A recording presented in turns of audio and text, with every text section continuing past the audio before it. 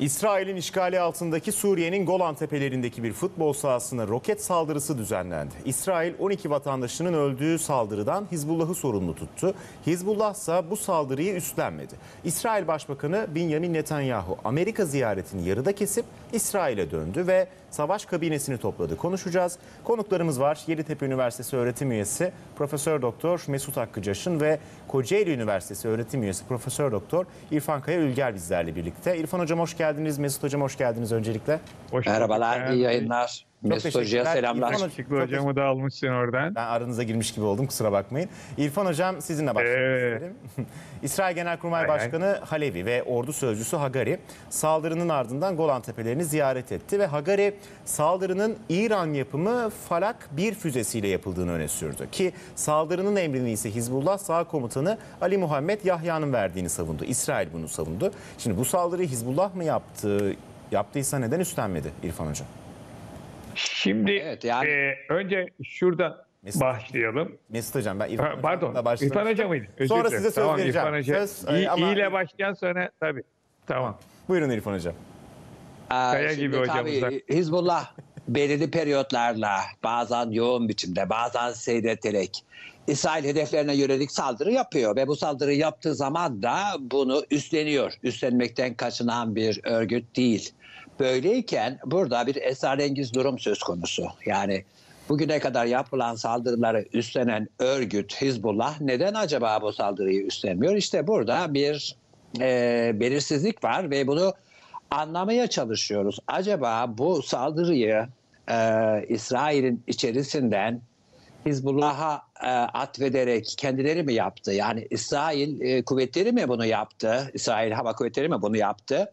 Ve amacı da yani bir saldırı başlatmak, Lübnan'a yönelik olarak bir saldırı başlatmak yahut da Suriye içindeki eş zamanlı olarak İran destekli direniş cephesine yönelik bir saldırı başlatmak için bunu böyle bir vasıta olarak kullanmak mı istiyor? Çünkü baktığımızda hakikaten saldırının yapılmış olmasından ziyade zamanlaması manidar ve bir de Hizbullah'ın bunu üstlenmemiş olması manidar.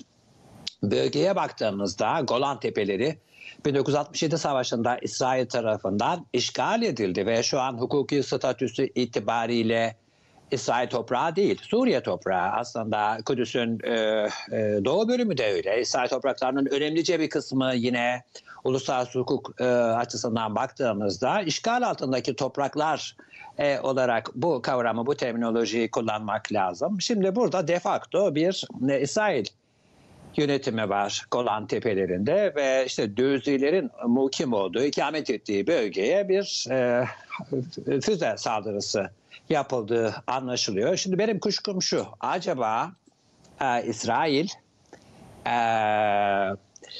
bir taraftan Hizbullah'a, öbür taraftan da Suriye içindeki direniş cephesi, İran destekli gruplara bir saldırı yapmayı kurguladı da bunu böyle bir vasıta, bir araç, bir bahane olarak mı kullanıyor? Yahut da daha böyle uzaktan baktığımızda Netanyahu'nun Amerikan Kongresi'nde yaptığı konuşma akla geliyor. Çünkü Netanyahu orada sadece kendi adımıza bir savaş yürütmüyoruz. Aynı zamanda Batı değerlerini savunuyoruz. ABD adına İran destekli gruplarla vekalet savaşı yürütüyoruz. Sizin adınıza savaşıyoruz. Bu tip ifadeler kullanmıştı. Acaba Netanyahu ve İsrail bugüne kadar Gazze Savaşı'nı genişletmekte, geniş cephelere yaymakta başarısız oldu. Acaba böyle bir ara aşamada, tam da Amerikan seçimlerinin arifesinde boşluk olan bir aşamada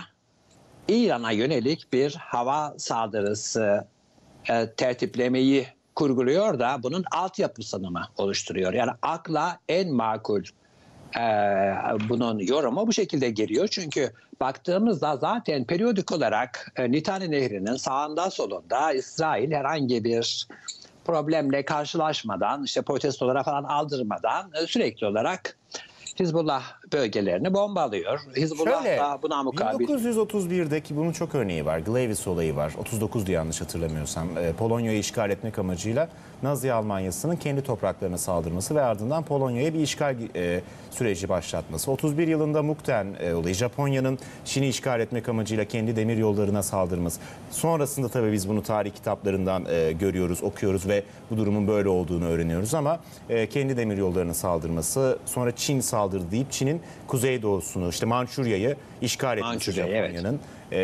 Bu da böyle bir olay mı? Yani İsrail kendine saldırıp sonra Lübnan'a ya da Hizbullah'a yönelik bir operasyonu gerçekleştirmek amacıyla kendine mi saldırdı o zaman İsrail? Bunu mu söylüyorsunuz? Yani başka örnekler de var. Mesela 6 Aralık 1941 Pearl Harbor. Yani bunu çözmüşlerdi fakat saldırı yapılmasını kabul ettiler. Yahut da 11 Eylül'de işte İkizkule'lere saldıran işte oradaki İslamcı gençler cihat ettiklerini düşünebilirler. Fakat perde arkasında bunları engellemeyen, yöneten, yönlendiren bir güç olduğu vaka. Yani bir istihbarat servisi olduğu vaka. Şimdi burada tabii ki İsrail'in Lübnan'a saldırmasında bir problem yok. Burada hedef İran. İran'a yönelik topyekün bir saldırı başlatmaktan ziyade zaten buna kapasitesi de yok. İşte Mesut Hoca'yla bu konuda ayrılıyoruz. Mesut Hoca bir Davut koridorundan falan bahsediyor. Yani İsrail hangi askerle nereyi tutacak? Bunlar olmayacak. Fakat İran'ın böyle uranyum zenginleştirme bölgelerine bir saldırı yapmayı Amerikan ziyaretinde gündeme getirmiş olabilir Netanyahu ve İran'ın bu uranyum bölgelerine, uranyum faaliyetlerini yürütülen bölgelerine saldırıyı meşrulaştırmak için de bir bahane gerekiyor. Benim kanaatime göre buraya yapılan Bu talebe saldırı, kalır diyorsun sınıfta. buraya yapılan saldırı tamamen İran'a bir hava saldırısının bahanesi olarak kullanılacak. Golan saldırısının amacı budur. Bu olduğunu düşünüyorsunuz. Buyurun Mesut Hocam. İsrail yaptı diyorum ben. İsrail yaptı diyorsunuz. Tamam, buyurun Mesut Hocam. Evet. İrfan Hoca kayalarla uğraştığı için kaya gibi bir taş attı bize de. Şimdi oradan devam edelim. False flag diyoruz biz ona dış politikada askeri strateji. Yanlış bayrak, yalancı bayrak. Evet, sizin Kaan Bey dediğiniz gibi Polonya'yı işgal ederken radyo evini bastı Almanlar. Polonya'nın yarısını Ruslarla bölüştüler ve Polonya'yı sandviç yaptılar. Yine Pearl Harbor Amerikalılar açık bir şekilde haberdardı bundan ama bir baktık ki ertesi gün Amerikan Devlet Başkanı Amerikan kamuoyu desteklemediği halde Japonya'ya savaş ilan etti ve sonunda da 1945'te atom bombası atıldı. Şimdi buradaki olaya şöyle bir bakalım. 1967 Savaşı'nda hocanın izah ettiği gibi orası onların toprağı değil bir defa, Suriye toprağı. Bir. İkincisi oraya mukaddesat yapıyorlar, atfediyor. Yani burayı bize Allah verdi. Her yere onlar Allah veriyor. Yani oradan yola çıkacak olursak Fırat Dicle'de bizim toprağımız diyor, alacağız buradan. Yani Büyük İsrail Devleti'nin bir parçası Golan Tepesi. Şimdi İsrail işgal topraklarında nüfus ağırlığı dürzü olan hocanın ifade ettiği gibi bir yer, Mecel Şens bölgesi hedef kasaba olarak seçilmiş. Futbol sahasında füze saldırısı. Şimdi bir defa dikkat edin, hoca çok güzel anlattı. Hizbullah atıyor ama füzelerini askeri hedeflere atıyor ve zaman zaman da İsrail'i madara ediyor. İnsansız hava araçlarıyla kritik merkezlerini, hatta füze istasyonlarının yerlerini dahi, radarlarını SİHA ile resmini çekip gönderiyor, dünyaya da yayınlıyor. Yani diyor, ben senin hava sahanı ve hava savunmanı istediğim an geçebilirim diyor. Elimde de başka füzeler var. Yani Sina Yarımadası'nı vurabilecek füzeler var. Neden dibinde Golan'a atsın? Eğer Golan'a atıyorsa da neden bir İsrail hedefi değil de bir Şii milislerin yaşadığı bölgeyi vurdu? Bu çok önemli. Şimdi bu bir. İkinci husus, İsrail vatandaşlarının kabul etmiyor bir defa Dürziler. Ama buna rağmen İsrail ordusuna giren Dürziler var. Ve İsrail geçen gün mecliste Dürzilere teşekkür etti, savaşta yardım ettiği için. Şimdi zamanlama açısından bakıldığında böyle bir savaş olabilir mi? Ve neden Netanyahu, bak memlekette başım belada, ben çok önemli konuşmalar yaptım, beni de alkışladınız, teşekkürler Amerikalılar, ben sizi koruyorum zaten. Ama İsrail darda, ben hemen gidiyorum. Ne kadar önemli bir adam. Peki senaryo bu. Neden hiçbir İsrailli ölmedi de Dürziler öldü? 12 tane çocuk ve bir nefret uyandırıyor. Çocukları futbol sahasında vuruluyor. Çocukları şu ana kadar 40 bin vefatın öldüren kim? İsrail Hava Kuvvetleri ihtimalinde. Bu füzeyi bir anda nereden buldu İsrailler? Hemen hani bize göstersin bakalım İran füzesi olduğunu onu. Var mı ispat? Yok. Peki Gazze'de şöyle bir şey var. Dün akşam aynı gece Gazze'de Der Belah bölgesinde hastaneyi vurdu uçaklar, İsrail uçakları, 31 ölü var. Halbuki İsrail makamlarının açıklamalarına baktığımızda şöyle söylüyor. Cumhurbaşkanı Herzog, korkunç edici bir faciadır ve İsrail devletinin vatandaşlarını ve egemenliğini sıkı bir şekilde savunacak. Yani sen bana saldırdın, ben de sana vuracağım. İntikam sesleri var. 7 tane Lübnan'da hedef vuruldu. Ve İsrail Dışişleri Bakanlığı kırmızı çizgide Lübnan'a topyekün savaştan bahsediyor. Şimdi bir tane füzeyle topyekün savaşa girilmez. Bu gerçektir. Bu bir sınır çatışması olarak kabul edilir. Ama sonuçta saldırının yapıldığı İran'da nokta da çok kritik değil mi Mesut Hocam? Yani Dürziler hedef alındı ki geçmişe baktığımızda Evet, Hizbullah'la yani Dürziler de Lübnan İç Savaşı'nda farklı ittifaklardaydı. Hizbullah sizce... Müslümanları öldüren kim? İsrail. Yok şu anlamda söylüyorum. Hizbullah Dürzileri hedef alır mı sizce? Geçmişteki savaşta da Lübnan İç Savaşı'nda da sonuçta farklı ittifaklardaydılar. Ve tarihsel geçmişe baktığımızda da zaman zaman karşı karşıya geldikleri oldu. Buradaki şu bakın. Güzel bir soru Kaan Hocam. Şimdi Norveç diyor ki aman diyor Hizbullah gerilimi çok önemli bir şey.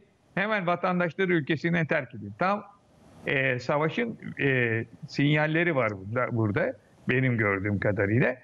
Ve İsrail'in 2 büyük hedefi var. Bunlardan bir tanesi İran'a Amerika'nın müdahalesi. Ve İran'da hocanın belirttiği gibi buradaki nükleer santrallerin vurulması ve o füzelerle İsrail'i, Ahmadinejad'ın sizi topyekun yerden sileriz tehdidini ortadan kaldırmak. Bunu da kendi hava kuvvetlerine yetmediğine göre Amerikan Hava Kuvvetleri ve uçak gemilerini isteyecektir. Peki Birleşmiş Milletler ne diyor duruma? Aman diyor her taraf azami iktidar, yapmayın bunu. Amerikan Dışişleri Bakanı da hemen oradan gördü. Tüm göstergeler Hizbullah'a işaret ediyor. Hadi bize füzenin bir şekilde mermi izlerini göstermesi lazım. Yani radardan atıldıktan sonra kaç kilometreden atıldı, ne yapıldı? Bunları göstermeleri lazım. Ortada bir şey yok, ispat yok. Peki Lübnan ne diyor? Kendi Lübnan'da şiddeti kınıyoruz. Sivillerin hedef alınması uluslararası hukuka aykırıdır ve insanlık ilkesine karşıdır. Doğru, katılıyorum. Ama her ikimiz de şunu söylüyoruz. Hizbullah bunu kabul etmiyor. O zaman şüpheden sanık yararlanır. O zaman İsrail'in yaptığı çıkıyor ortaya. Peki zamanlama açısından bu hedefin seçilmesinde Netanyahu diyor ki biz geleceğiz ve ülkemizi koruyacağız. Yanınıza bırakmayacağız. Şimdi bu ağır bedel ne olur? Netanyahu'nun söylediğine göre. Şimdi Netanyahu'nun senatodakini çok iki cümleyle özetleyeceğim. Diyor ki refahta hiç sivil ölmedi. Yardım tırlarının Gazze'ye ulaşması engellenmiyor. Bu Birleşmiş Milletler UNESCO raporları yalandır. Gazze en az sivil kaybın yaşandığı şehir savaşıdır.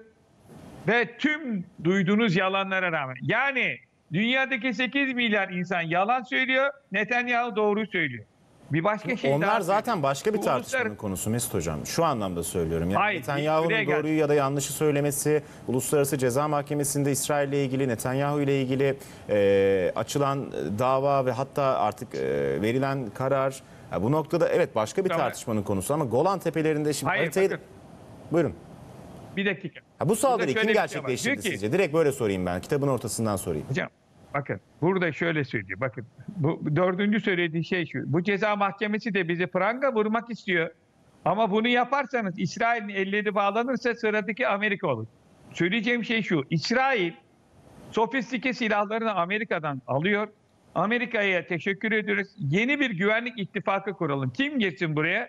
Abraham ittifakı dediğimiz Suudi Arabistan, Birleşik Arap Emirlikleri, Katar, Bahreyn girecek. Bunlar.